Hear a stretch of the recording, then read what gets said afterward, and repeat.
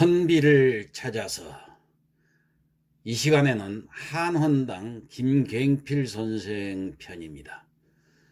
한성부 정릉동에서 어모장군 김유의 쌍둥이 아들로 태어났으며 아버지 김유는 13명의 자녀를 뒀는데 모두 어려서 요절하고 김갱필만 살아남아 독자로 자랐습니다.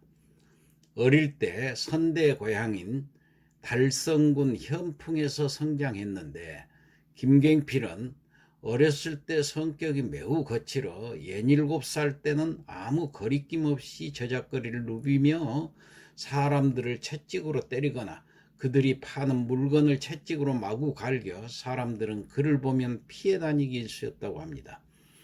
무인이었던 아버지의 기질을 닮아 호방하기도 했지만은 집안의 귀한 독자였던 탓에 거칠 것이 없었습니다.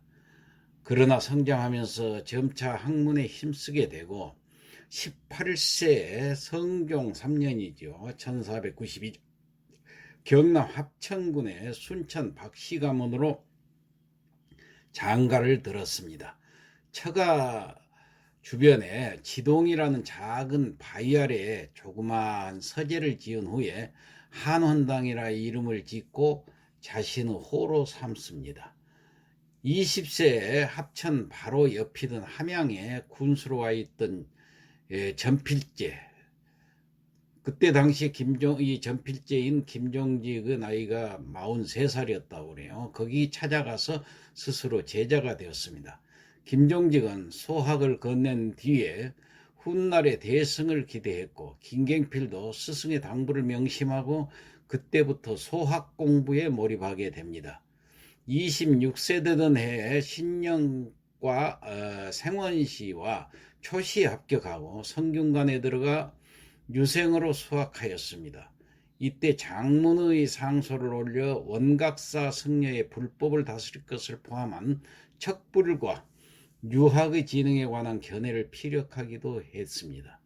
30세 때 성종 15년 스승 김종직이 이조 참판에 등용된 뒤 훈구파와 적극적으로 싸우지 않자 이를 비판하였습니다. 이때 김갱필을 비롯한 김종직의 문화생들은 스승이 훈구파에 맞서 조정을 바로잡아 줄 것이라고 기대했지만은 오히려 중직에 임용되자 김종직은 조정에 건의 하나 올리지 않자 이에 불만을 품은 그는 스승과 사이가 벌어질 것을 각오하고 한편의 시를 지어 김종직의 현실 타협적인 자세를 완곡하게 비판했는데 그 시를 보면은 날 맑으면 나가고 비 올 땐 들어앉는 거 누군들 못하겠습니까? 이 눈치 저 눈치 보시면서 아무 일도 안 하시면서 왜 그런 높은 자리를 꿰차고 있는 겁니까? 이렇게 편지를 보냈어요. 그러자 스승 2조 참판 김종직이 7원 절구에 답시를 보냈는데 그 답시를 보면은 그러게나 말일세 능력도 안 되는 것이 높은 자리를 꿰차 제자에게까지 이런 수모를 받는 걸 보면 왜 벼슬을 하는지도 모르겠구려.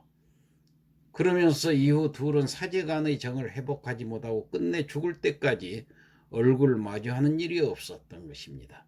1494년 성종 25년에 경상도 관찰사 이극균의 청고로 40세라는 늦은 나이에 출사를 해가지고 남부참봉에 제수되면서 관직 생활을 시작을 했는데 42세 때 군자감 주부에 제수되었고 곧 사헌부 감찰을 거쳐서 이듬해에는 형조좌랑 정육품이 되었지만은 7개월 만에 사직상서를 내고 고향으로 내려갑니다.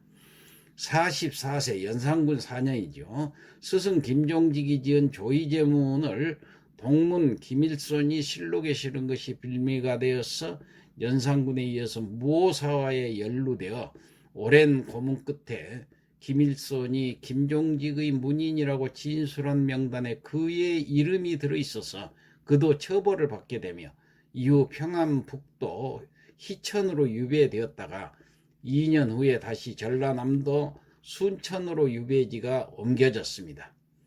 김갱필이 희천에 유배 생활을 하고 있을 때 정암 조광조를 만나 자신의 학문을 전했고, 당시 17세인 조광조는 찰방으로 임명된 아버지를 따라 어천, 지금 영변이죠, 영변에 갔다가 인근에 유배된 한원당 소식을 듣고 찾아간 것이며, 김갱필의 제자답게 조광조도 수학을 좋아했다고 합니다. 김갱필은 그림에도 능했으며 유배지에서도 학문 연구와 인재 양성에 전념하였으며, 정영회 등의 친구들이 그를 방문하여 입문했습니다.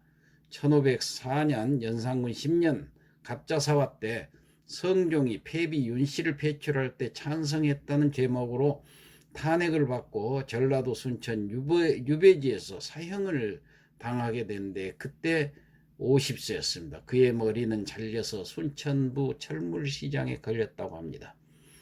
저서로 경헌록 한헌당집이 전하고, 그가 사형당하자 김갱필 부인은 책을 보기 때문에 사형에 처해졌다고 책을 전부 불태우고 자식들과 함께 경남 창녕으로 내려갔다고 합니다.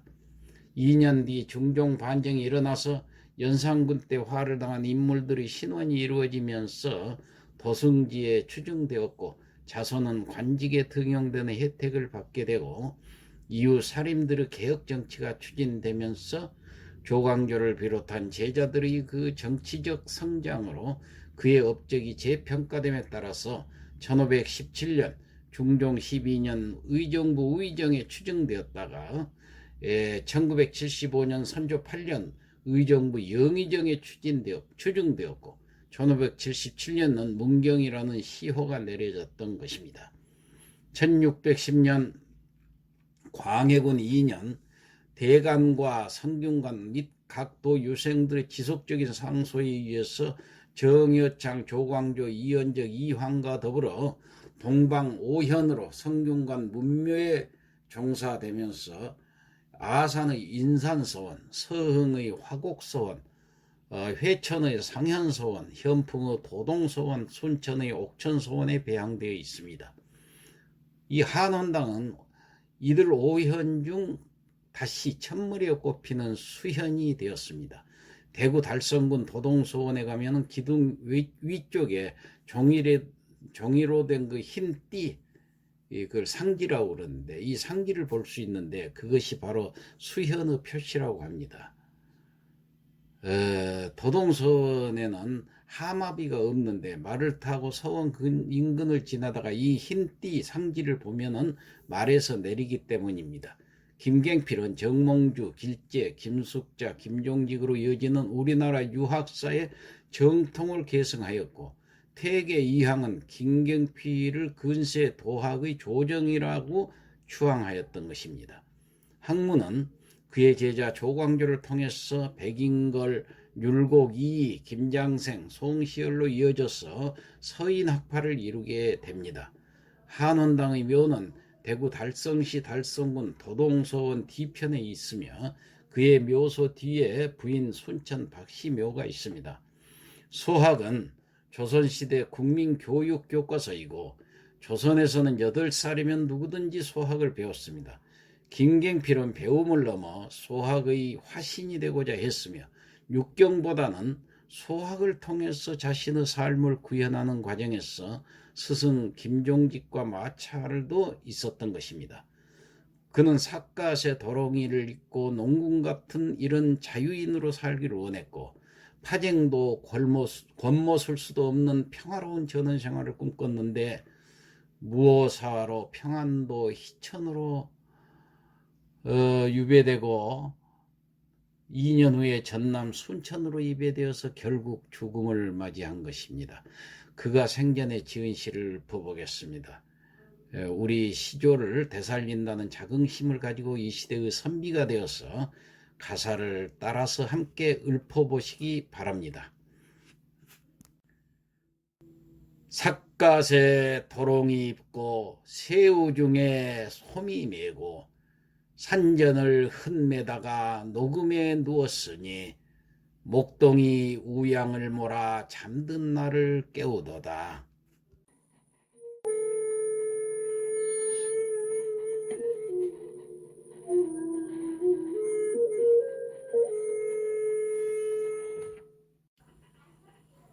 삭가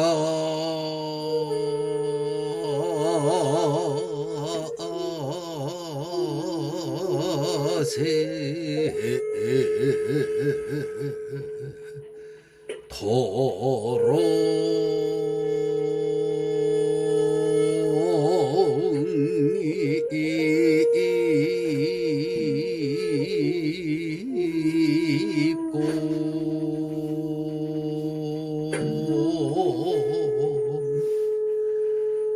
새우